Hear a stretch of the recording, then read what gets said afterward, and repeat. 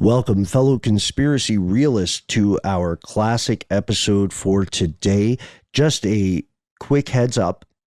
This episode does contain descriptions of abuse, descriptions of manipulation, and cover-ups. As such, it may not be appropriate for all listeners, but we believe this story is important. Matt, you remember several years back when we recorded this, we talked not just about the predator, Harvey Weinstein.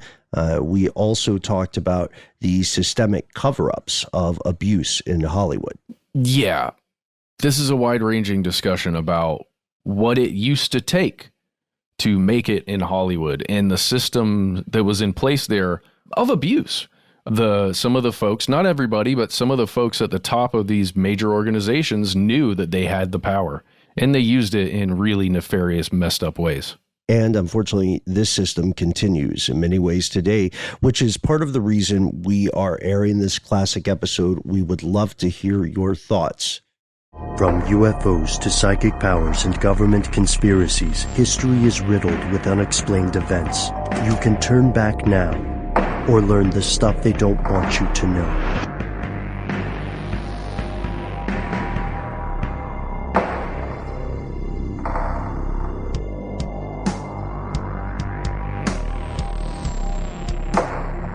Hello, and welcome back to the show. My name is Matt.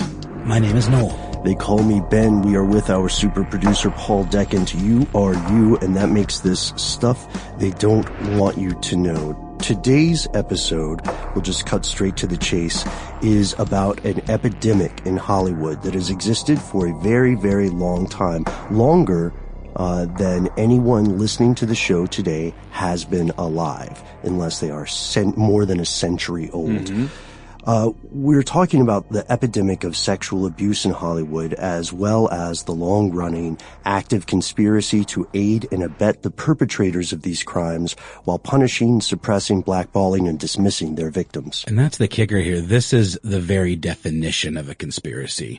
Yes. It's something that's been swept under the rug, whether actively or just through inaction, for decades. And because there are powerful people involved who have connections in places that would be important to have if you were going to create a conspiracy such as this. And I just want to say that for me personally, and I think you guys would probably agree, is I just want to be an ally to the folks that have experienced this kind of abuse and discuss it in as matter-of-fact a way as possible and put this information out there for folks that maybe don't know the depths of it.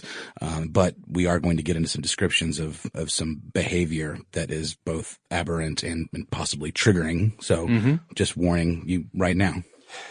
Agreed and well said. We want to caution all listeners that this episode does contain reports of abuse and may not be suitable for all audiences. Additionally, we have, over the lifetime of this show, we have covered things that may sound, silly or irreverent, but we consider this a moral imperative on our part. And, it's no secret that Hollywood is by and large often seen as a sleazy place.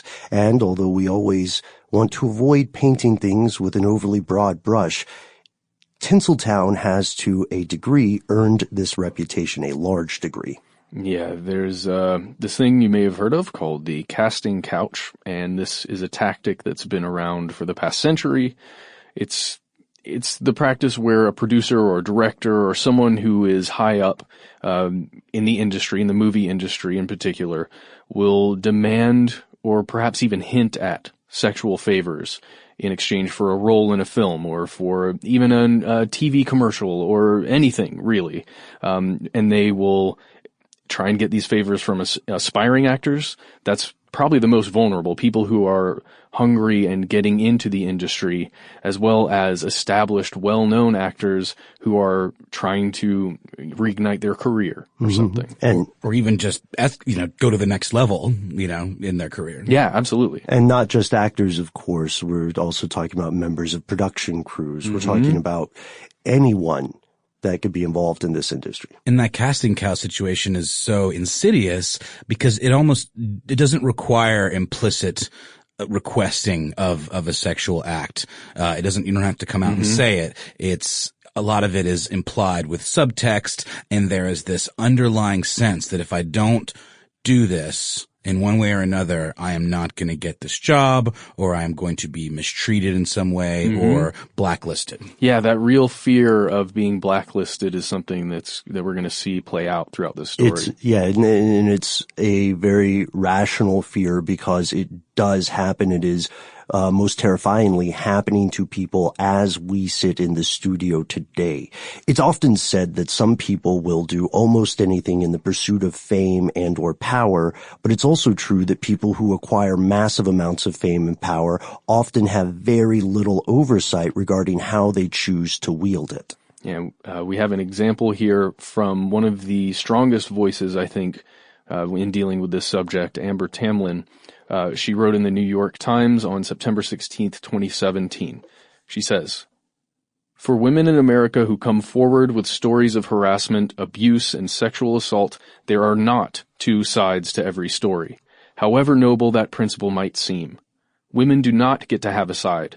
They get to have an interrogation. Too often they are questioned mercilessly about whether their side is legitimate, especially if that side happens to accuse a man of stature. Then that woman has to consider the scrutiny and repercussions she'll be subjected to by sharing her side." And of course, we would be remiss if we did not establish that this is not something that is solely limited to women. Absolutely. But very much the majority of people experiencing this are women. And that power dynamic that we're talking about has a legacy, of these, you think about these executives, these powerful male kind of dominating figures that own the town, and that has just been perpetuated over time.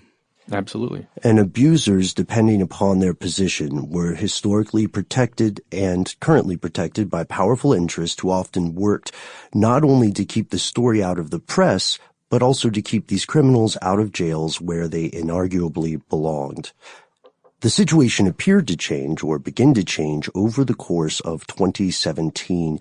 Prominent performers and executives who were once protected by this invisible system of power and influence found their victims speaking out, fighting back, and the crimes of these formerly untouchable individuals surfaced without suppression into the public sphere. Today, we're exploring this phenomenon to see how what was once most definitely the stuff Hollywood doesn't want you to know has finally gained mainstream recognition as the dire epidemic that it is. And along the way, we'll investigate several specific cases. Yeah, we're going to look at names like Harvey Weinstein, which kind of kicked off this whole thing. Bill Cosby, which was even before that kind of maybe led to that breaking point. It's interesting that Bill Cosby sort of felt like his own case where it was, this very wholesome seeming man had done all of these horrible things behind closed doors, but Weinstein really cracked it open because he represents something else that had its, I don't know, Cosby too. I mean, he was a producer. Mm-hmm. He abused many people that were seeking to work with him and for him. But for some reason, when the Weinstein revelations came about, everyone started coming forward. Yeah, it represented the larger structure of Hollywood. And it's not that much different with Louis C.K. He's another person we're going to look at, a producer and director and somebody who has a lot of control. And we're going to look at a lot more people as well. And we're also going to briefly touch on the historical allegations, which were, again, for decades, somewhat ignored by the mainstream press and at least a lot of times kept out of the court system. I would say even worse than a crime of negligence or neglect on the part of the press is the crime of active attacking.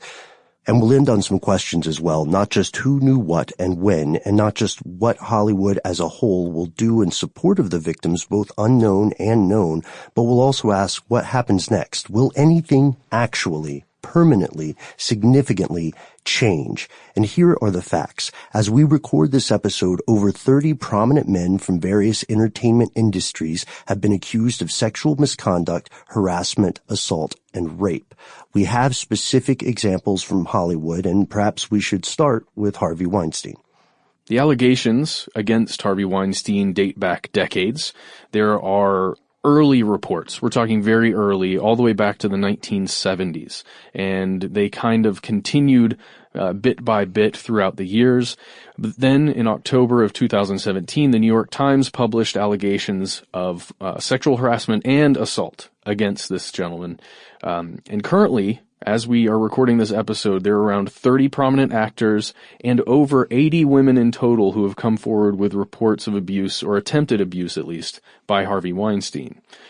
And Weinstein and his brother Bob made names for themselves as head of the Weinstein Company, and I believe they also own Miramax. That's correct. Yeah. And, you know, they kind of were an important force in mainstreaming indie film, I guess you could say. Sure, you're talking about everything from Kill Bill and going back in with Tarantino movies. You're talking about big ones, Lord of the Rings franchise. Yeah, or magnificent works of art like Frida, which Weinstein fought to suppress and then gladly took credit for when it won numerous awards. If you look at their top movies, you're looking at some of the highest grossing movies around. It's a gold standard. In some cases of during these allegations, Weinstein's legal team spent great amounts of money to reach confidential settlements with the victims. In each case, the legal team was careful to include some kind of clause or language, arguing something along the lines of, this is not an admission of guilt, but that's a statement that rings false in consideration of the sheer amount of money estimated to be involved here. And, you know, they also, he used spies to infiltrate some of these groups to get information out of certain women that were accusing him of things. It goes really deep. And PIs. And you think about the conspiratorial aspect of all that, fighting back against people who are going to speak truth to power.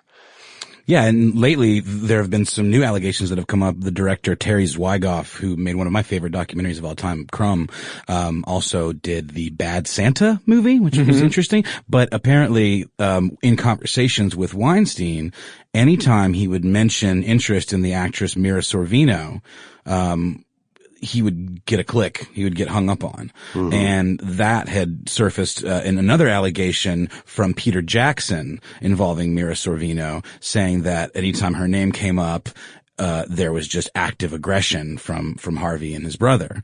And they, of course, denied it because that was specifically referencing the Lord of the Rings movies, which Weinstein Company initially was going to bankroll, but then they lost it to New Line. So the Weinstein line was, we had no control over casting because it ultimately left our hands. But then it's been corroborated with the Terry Zwigoff allegations. So there are a lot of levers a man like that can pull to keep people hushed up about this kind of stuff, whether it's the victim themselves or anyone else in the industry that knows. And back to the casting couch thing, the reason a lot of this is so insidious is you don't have to be told to shut up.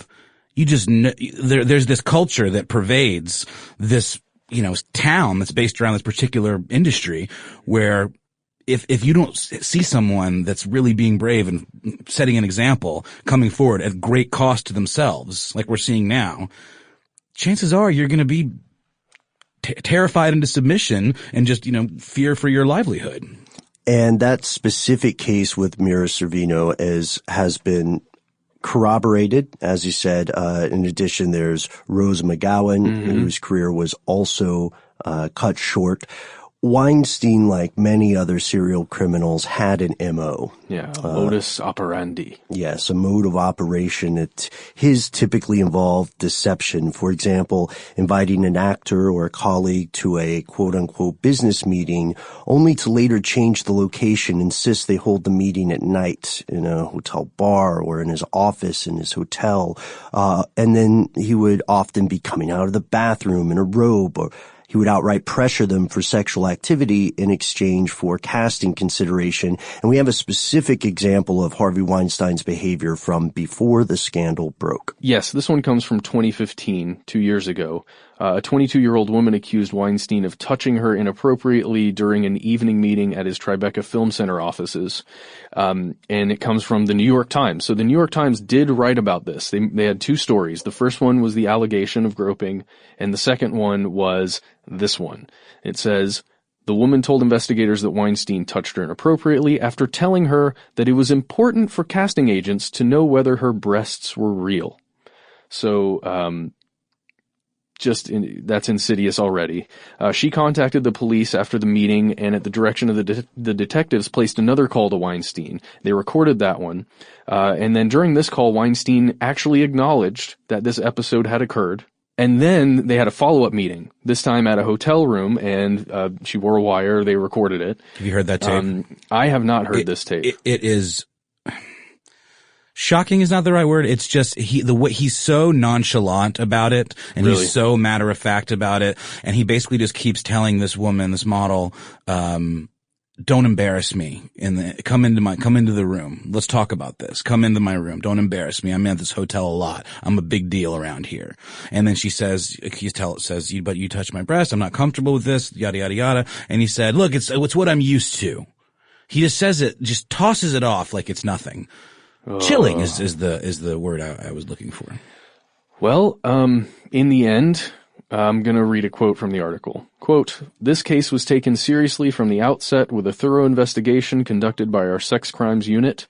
After analyzing the available evidence, including multiple interviews with both parties, a criminal charge is not supported." So, nothing happened to Harvey Weinstein because of this. And, you can get into the minutia of the law there about what constitutes sexual assault and abuse and misconduct and all of that. But it certainly seems like something very wrong occurred there and nothing happened. And this could fill an episode entirely with the exploration of Weinstein's crimes. We want to paint a picture of the system at play here because it is a systemic phenomenon. So let's move to Bill Cosby. Accusations against Cosby date to at least the 1960s, meaning they span the vast majority of the 79 to 80-year-old's career.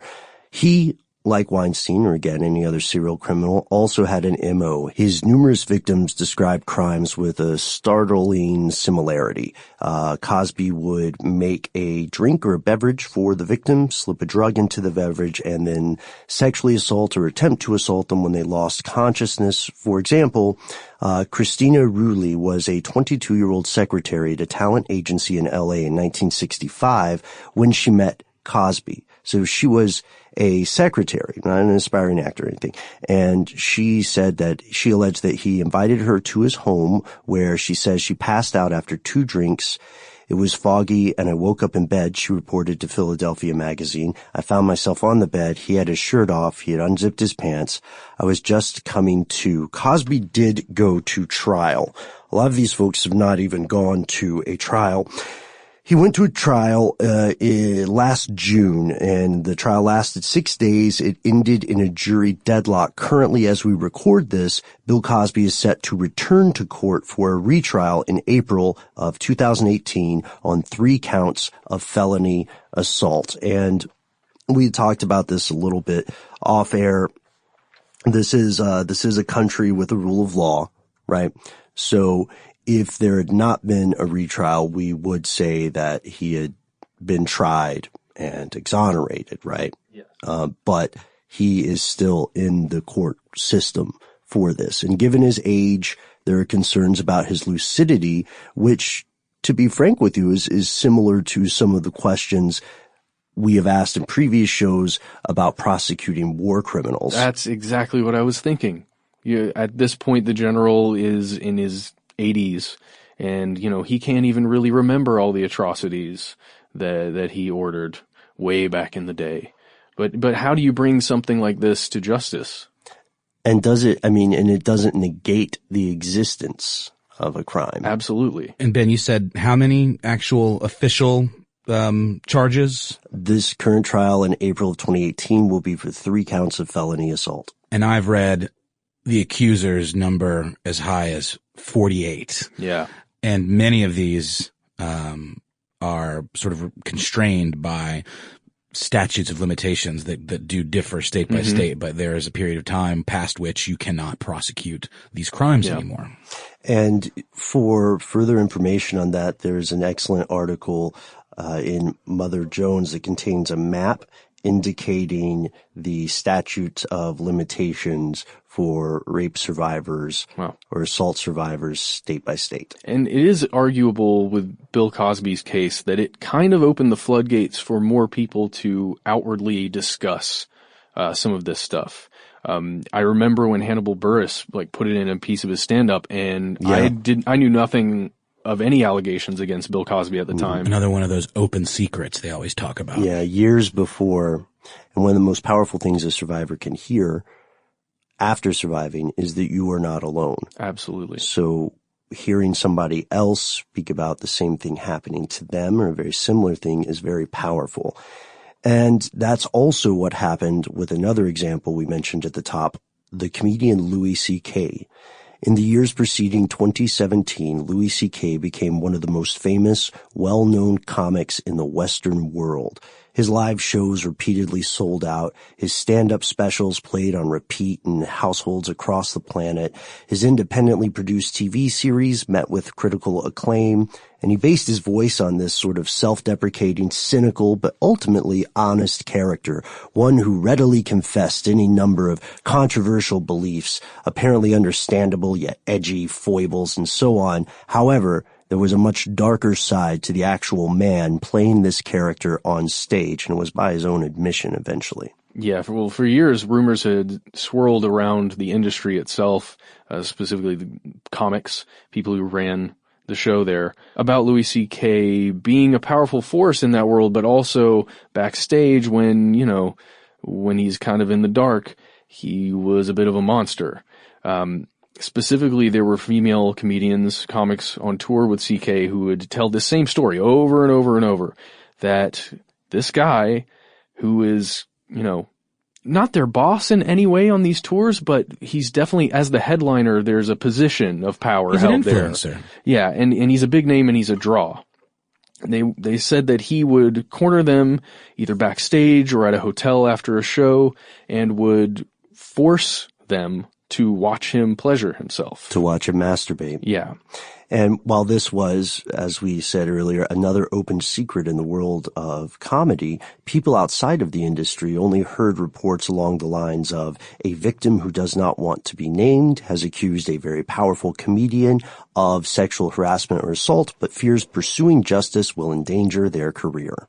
And it's interesting, in the same way that Hannibal Buress kind of lit the spark that sort of blew the Cosby thing wide open.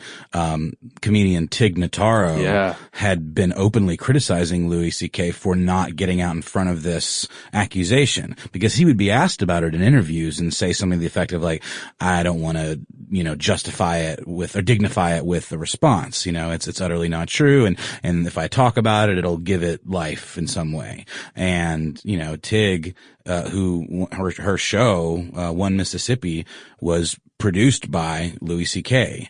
And she said that she was not aware of the extent of these allegations when she signed on to his production company or agreed to, sold the show to Netflix. And it's interesting too, because in a similar way to something that Cosby did, Louis C.K. would kind of joke about these kind of proclivities in his routine, in his stand-up. And his show. And, about, being basically just an incorrigible horn dog. And there's even an episode of Louis where he kind of where he tells someone. Well, he sort of assaults Pamela Adlon's character, who plays kind of his, on and off again love interest. He pushes her against a wall, and it ultimately kind of ends up she's okay with it, but it's a little, knowing what we know now, it does not play well. And that's the same for Cosby. He had a bit where he talked about the beauty of Spanish fly, this aphrodisiac that he talks about slipping it to women in their drinks. And it's in this very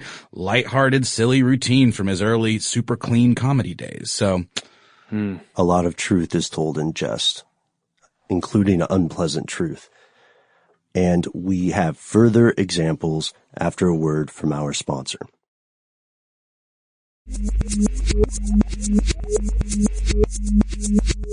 Now we go to Kevin Spacey, the actor famous for such films as The Usual Suspects and Seven, as well as the Netflix adaptation of House of Cards. Spacey also stands accused of harassing multiple people on and off set. Again, this was a practice members of various Hollywood social circles knew about for years. The specific claim that brought this into the mainstream occurred in October of 2017, when an actor named Anthony Rapp accused Spacey of sexual assault/harassment when Spacey was 26 and when Anthony Rapp was 14.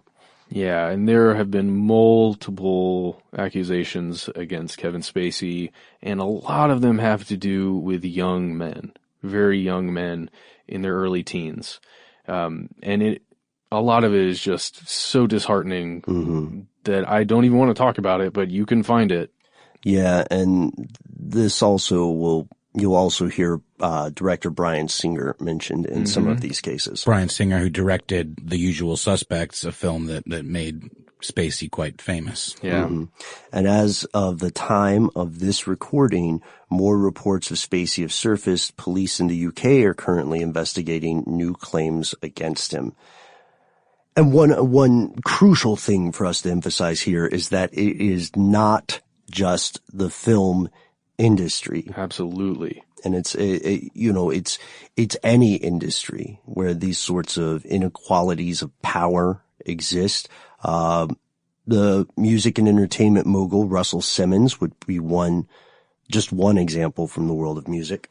And then even the world of celebrity chefs who, end up in the television industry quite often, like Mario Batali and John Besh. Yeah, television host, newscasters Matt Lauer, Charlie Rose, and more. Bill O'Reilly is another one. We got Morgan Spurlock and Tavis Smiley, Jeffrey Tambor, Steven Seagal, Brett Ratner, Dustin Hoffman, Jeremy Piven. There's a new one that just came out, TJ Miller, who was, in Silicon Valley, and he's a, popular stand-up. Some allegations that date back to his college days just surfaced, where a woman that he was apparently dating at the time said that he choked her during sex and penetrated her with objects against her will and left her bruised and bloodied. And, as he rose in prominence, and all of these other allegations have started to surface, this is what we're seeing. We're seeing people, okay, I've been carrying this around, for a long time, and I'm not going to do it anymore. And you finally feel like you have an out, like you're not alone, and that maybe, just maybe, someone will, believe you. Yeah. And in the case of Miller, I believe they were originally in a comedy group together, along with the person he's currently married to. It's really heartbreaking, all of it. I mean, absolutely. It just doesn't stop. And in a way, it's cathartic and it's a good thing to finally see some comeuppance, but it's also just so disheartening to see how many of the people whose art we love and who, we've been entertained by over the years are at the heart just rotten people.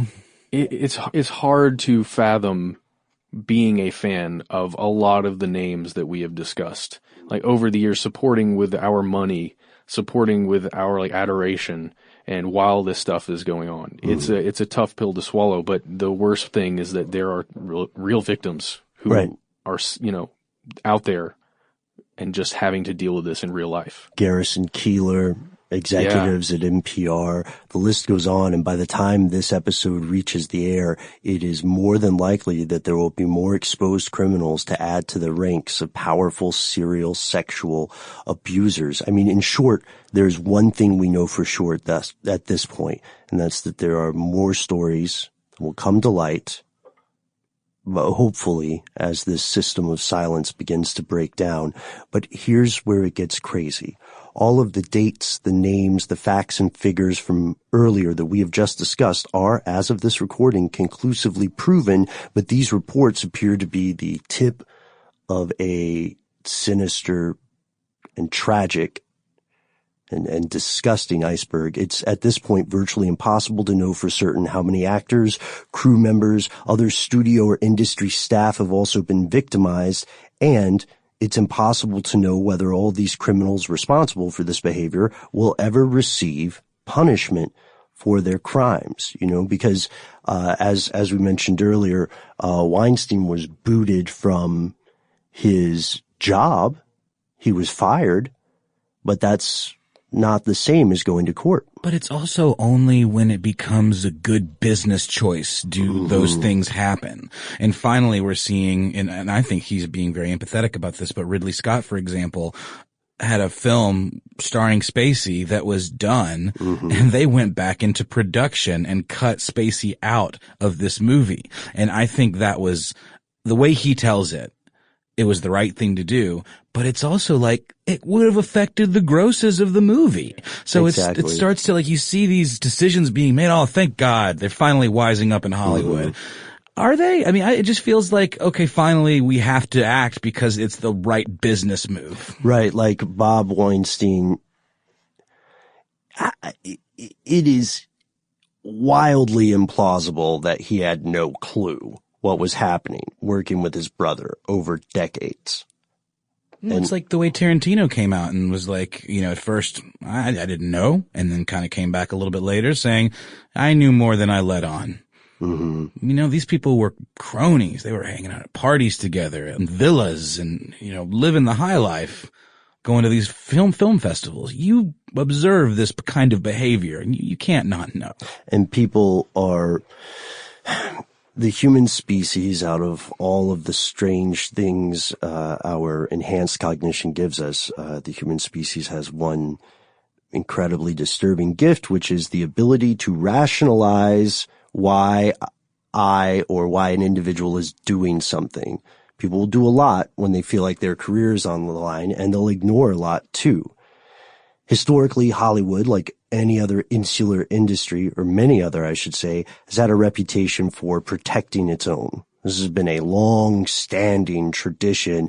Roman Polanski is a great example. Roman Polanski, this is not alleged. He was convicted. It is proven he drugged and sexually assaulted a child, a 13-year-old.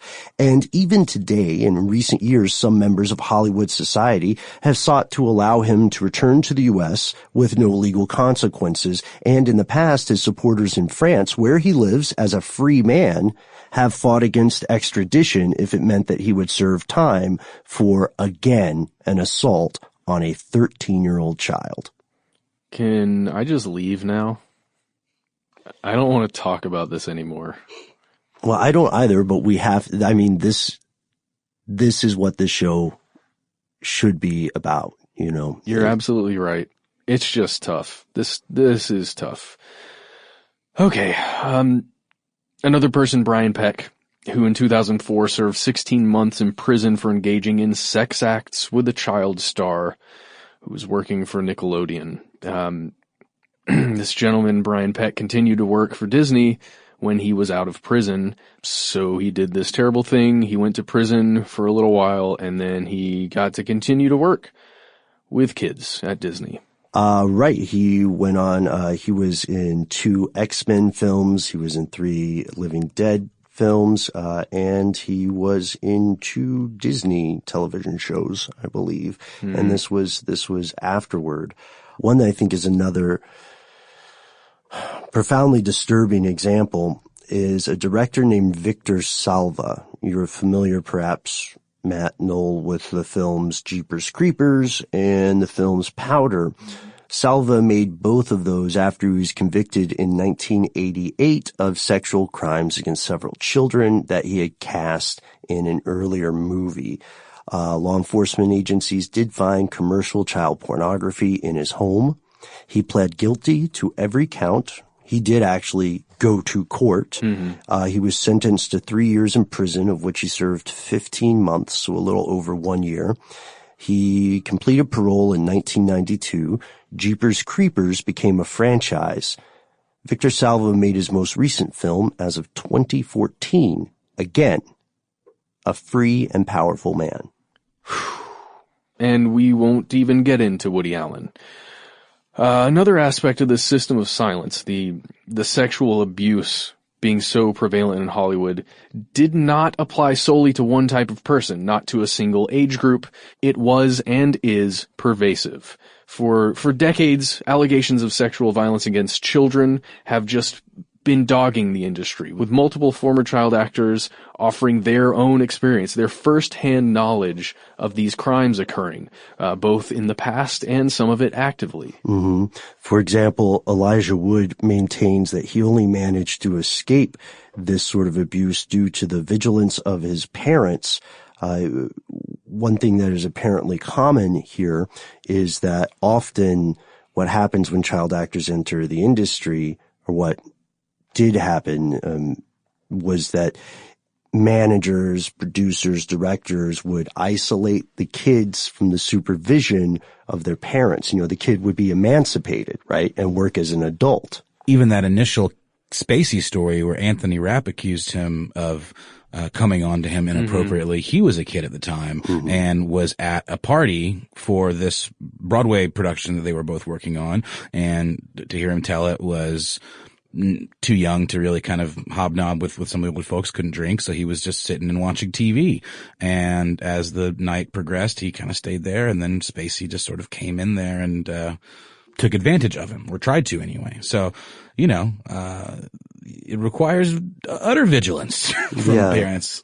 And so Elijah Wood counted himself very fortunate, but he said that he and his family and everyone else were fully aware of the presence of this sort of abuse on and off film sets. In an interview with the Sunday Times, Wood indicated that he believes this is systemic, and much larger than a handful of offenders operating alone. We have a quotation here where he says, "Clearly something major was going on in Hollywood. It was all organized. There are lots of vipers in the industry, people who only have their own interest in mind. There is a darkness in the underbelly. What burns me about these situations is that the victims cannot speak as loudly as the people in power. That's the tragedy of attempting to reveal what is happening to innocent people. They can't be squashed, but their lives have been irreparably damaged." And Corey Feldman backed up Wood's claims in 2016, notably.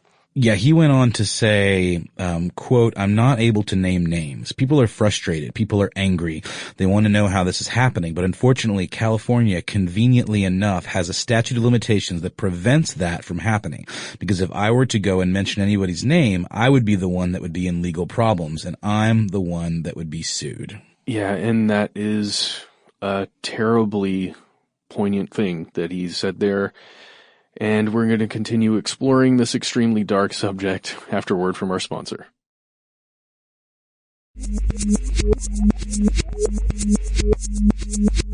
In November of 2017, the former child actor, current musician Corey Feldman spoke with Vanity Fair about his experience with child abuse in the film industry. And while he was refusing to name all of the offenders that he says he's aware of, he is planning and hoping to create a film that will, from his perspective, finally and inarguably irreversibly expose the active pedophilia rings operating in Hollywood and beyond. He does believe the abuse he and his colleagues encountered as children caused irreparable damage, and he attributes the death of his friend and fellow actor Corey Haim in part to this abuse. And he has a quote where he says, "It's all connected to a bigger, darker power. I don't know how high up the chain that power goes, but I know that it probably is outside of the film industry too. It's probably in government. It's probably throughout the world in different dark aspects." And we know that this concept of sexual abuse rings operating had in the past been relegated to the domain of just wild, alarmist, conspiracy theory claims, but we also have seen in recent years with what's happening in the UK, with Jimmy Savile, with the international pornography trades or rings trading pornography online. These things, or something like them, what Feldman is talking about, do indisputably exist. And Feldman did name at least 3 men. Yeah, some of those names were child actor manager Marty Weiss, former actor John Grissom, and the owner of a place in Los Angeles called Alfie's Soda Pop Club. Alfie Hoffman was this man's name. And I did not know what this was, and I looked it up, and it was basically a disco for child actors that operated for a handful of years between 1986 and 1989. And the whole idea was that, you know, its clientele would be 16 or younger, and they were able to get, you know, an alcohol-free environment where they could have a dance floor and free soda pop all night. Free soda pop all night. None of this sounds creepy at all. No, it really, really does. Yeah, and it was apparently a toxic environment, especially as it got later in the night. There were a lot of things that occurred, after parties that occurred even after that stuff. These are allegations that are made in several places by multiple people. The Alfie Hoffman name came up when Corey Feldman went on the Dr. Oz show, and I guess their staff went through all of the different things that Corey Feldman has written over the years, and they tried to piece together who it might possibly be, this person that he keeps mentioning. And Dr. Oz showed a picture of Alfie Hoffman to Corey Feldman without showing anybody else, and asked, "Is this the man?" And Corey Feldman says yes, and then they go into a lot of these allegations that we're talking about. In his Vanity Fair interview, he said he could name 6 people right off the bat. So according to him and other survivors of this is a systemic thing, which makes it organized crime. Not only that, there's a great article, great, I guess is probably the wrong word, but an article in Vice called Him, Himself, and He, and it is about Corey Haim's experiences in this environment, specifically in the Soda Pop Club. And as you know, Corey Haim was Corey Feldman's co-star, best friend, and you may or may not know also that he became penniless and addicted to drugs and pretty much died alone, I believe, in a hotel in LA with, you know, no work, no career. And that systemic thing you're talking about, it's really summed up here in this quote from Haim from this video that he was part of in '89 called Me, Myself, and I. And it goes like this. Growing up on movie sets has its ups and its downs. I mean, sure, it's great. You get lots of attention. Only 3 hours a day of school. There's makeup and wardrobe, movie premieres, limousines. It all sounds like fun. But when you're 12 or 13 years old, you're very, very impressionable. And I know it's easy to get off track. Like me, some of you don't have moms and dads to bring you up. I mean, let's face it. It's tough being a kid. So be smart. Don't get messed up. Stay in school. Be anybody you want to be. Which overall is a very powerful and positive message from a survivor. Yeah. Except he wasn't a survivor. I mean, it is ultimately this life, to the way I see it. You tell me I'm wrong. Ultimately ate him away, you know? And it's like we talk about Elijah Wood and having positive reinforcement and somebody looking after him and having his back through all this stuff. He seems like a really well-adjusted human person when you see him today.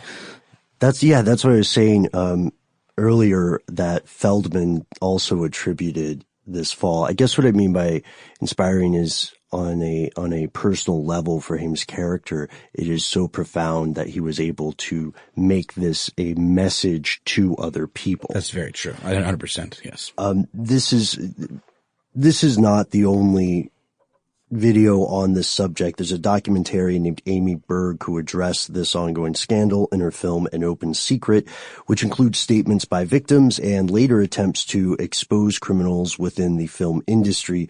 According to supporters, factions of Hollywood conspired to stop this film from spreading, just like somebody, an anonymous buyer, bought that Discovery documentary that came out a few years ago about sexual abuse within the halls of government, right?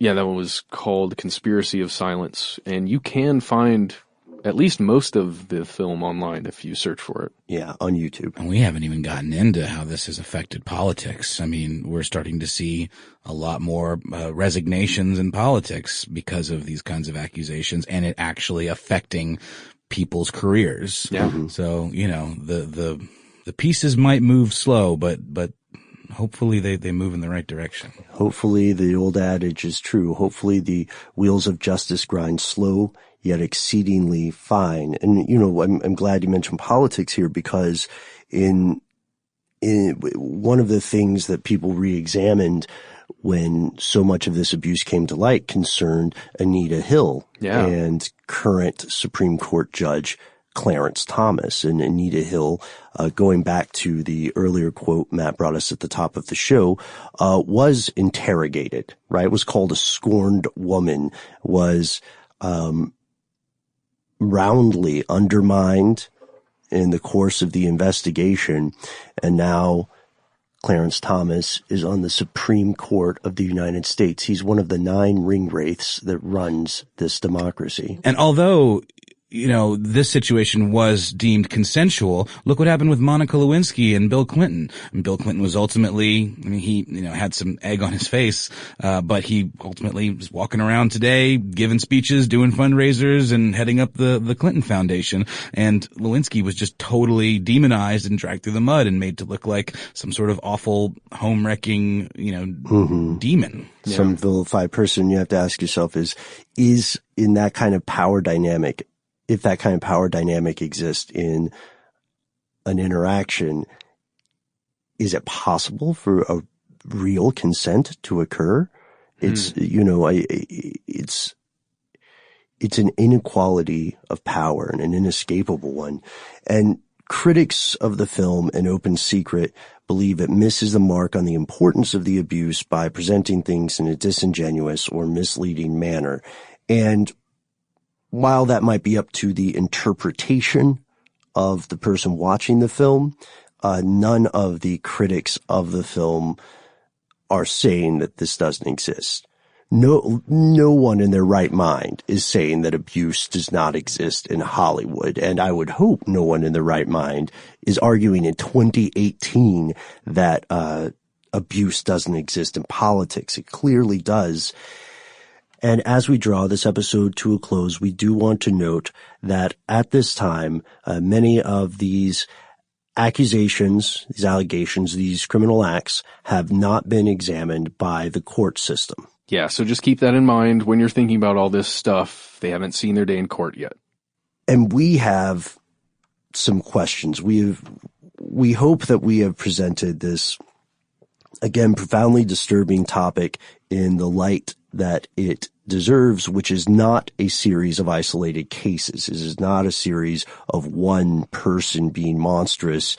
It is a series of multiple events occurring and multiple other people working to cover those events up, to keep them away from the public eye, to use private eyes to keep them away from the public eye, to literally conspire against victims. As I was saying at the top of the show, this is the very definition of a conspiracy. We know that that's what this is. There is no theory involved. Absolutely agreed. And so we want to end today's episode on some questions. Do you think more revelations will follow? Yes. Absolutely. And they're going to continue to follow. And I think the child sexual abuse scandal is the next thing that is going to topple probably at least one entire section of the film industry. I really do think that's coming. And another question that you have asked us, folks, is what enabled these revelations to come into the public sphere now? The records conclusively do show, after all, that multiple victims continually came forward in almost every case, only to be blacklisted and ignored. And again, we've concentrated on Hollywood here because that's where a lot of the stuff is coming from, but it would be dishonest to say that it is limited in any way to Hollywood. I mean, we haven't even mentioned the Me Too hashtag, which became not only like a standard that people were able to bear for this cause, not only in the film industry, but people in general. You know, you just saw it it just blew up on the internet. Me too. And there's this real sense of this. We don't want to think about the fact that this happens to people. I was talking with my mother. I had dinner with my mother, who was an opera singer, and she experienced this kind of stuff all the time. And it was just accepted. It was like, you just keep your mouth shut. You do this, whether you're a secretary, whether you're a star.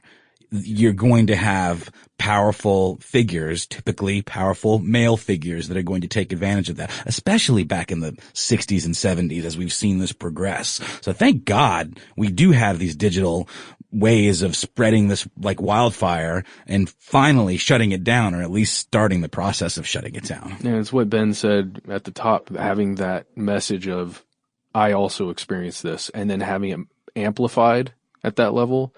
I think it just created a current that allowed for it to happen. I think that's what happened. Right. So what, going back to that, what enabled these revelations to finally be treated, I would say, seriously by the mainstream media?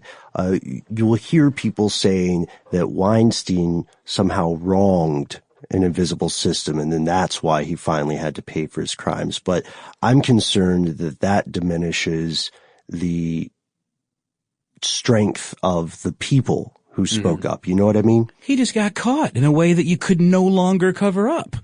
There comes a point where you reach critical mass where it's like, okay, you weigh it. Are we going to keep covering this up? Or are we just going to like throw this guy under the bus because he's a cancer and we can no longer support this behavior because it is not in our best interest as business people. And that's sad and gross, but that's what happens on the business side. You know, but in a cancer analogy, wouldn't you say Harvey Weinstein is almost like getting a biopsy, just a tiny part of it taken out? Right. Whatever the reasoning is, having it happen is better for the body, quote unquote, the human condition, you know, like. That's a good, I don't know, but I do feel like these things only happen when it costs somebody too much money. And that's when they finally will, kick someone to the curb. Someone as powerful as a Harvey Weinstein. And one of the other things that has to be said here is, we kind of mentioned it already, it's not just in Hollywood, it's not any of these other places, it's in homes across this country, across the world, it's in, at churches. Bars, in churches, this kind of thing is everywhere. And just having a brief conversation with my wife last night about this topic, she mentioned to me specific examples that she knew of in our circle, like our friendship circle of women who've been abused. And it is so prevalent. So lastly, and most importantly, if you or someone you know is a victim of abuse, whether sexual, physical, or otherwise, remember that there are other people who can help you. You can contact them directly. All you have to do is call 1-800-656-4673, and you'll be connected with a trained staff member from the National Sexual Assault Telephone Hotline, and that person can help you right now. You are not alone. Thank you so much for listening to this episode. As we established several times throughout the show, this is an ongoing phenomenon. So if you are listening to this at a later date, there may be information that was not available as we were recording the show. And that's the end of this classic episode. If you have any thoughts or questions about this episode, you can get into contact with us in a number of different ways. One of the best is to give us a call. Our number is 1-833-STDWYTK. If you don't want to do that, you can send us a good old-fashioned email. We are conspiracy@iheartradio.com. Stuff They Don't Want You to Know is a production of iHeartRadio. For more podcasts from iHeartRadio, visit the iHeartRadio app, Apple Podcasts, or wherever you listen to your favorite shows.